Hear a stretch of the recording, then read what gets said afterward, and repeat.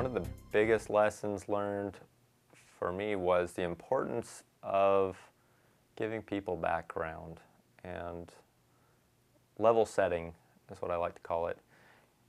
It's a lesson that we learned in the first year of our organization that I consider that to be pre-Beacon.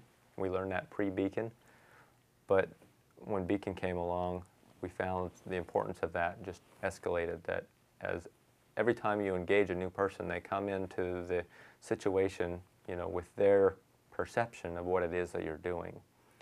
And we found in almost every case when somebody came in that regardless of how favorable they were towards our project from the outset, that once we talked them through the history and how we had gotten to the point we were and the ideals that we were trying to achieve, and discuss some of the concerns that had already been brought to the table and how we were addressing those concerns, and shared the vision of where we wanted to go. Every single person was changed by that. Their perspective changed, and for the most part, they became cooperative, at least face-to-face they did. Who knows what they did when they left the building, but I found there to be tremendous value in taking the time to help people understand what it is that we're doing.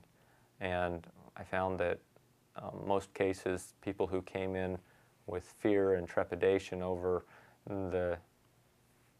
what they feared to be a project that was going to compromise privacy or have other concerns out there. I mean, there are dozens and dozens of nightmare scenarios that people are legitimately afraid of.